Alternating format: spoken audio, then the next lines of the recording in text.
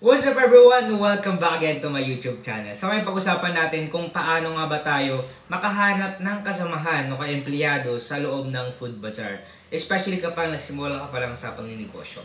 Alright, bago tayo magsimula sa ating vlog, okay, kung hindi ka pa subscribe sa aking YouTube channel, please subscribe, notification bell para updated po kayo sa ating mga bagong vlog na i-upload in the future. At kapag na-reach po natin yung 100k subscriber after this year, 2025, ay magpapag-giveaway po tayo. Alright, so let's go na. Punta tayo sa ating topic.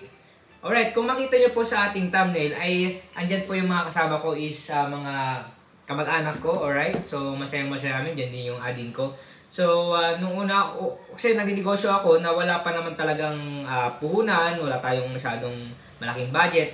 Pero ang unang-una natin pwedeng kunin na kasamahan sa bazaar, masyadong pag madaming bumibili, ay yung mga kamag-anak natin. Unang-una sa lahat, number one, makakatulong tayo sa kanila. Pangalawa, ay magiging kasama natin sila. Pero take note, is short term lang yan. Hindi mo sila kasama habang buhay. Kasi nga, mawawala rin lang sila. Kasi may mga mangyayari na kababalaghan, time will come. So, pag nagsimula ka pa sa negosyo, kunin mo muna yung kamag-anak mo. Okay, yung mga pinsan mo, o kaya mga kakilala mo, o kaya kaibigan mo.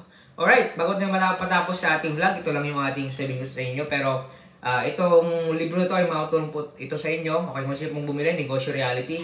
Ginawa ko pong libro para po sa inyo. Medyo mahal nga lang po ito, pero makakatulong po ito sa inyo. At the same time, hindi nyo po malaman kung bakit mahal itong libro na to. Ingat-ingat po tayong lahat and God bless you in my next vlog. Bye-bye!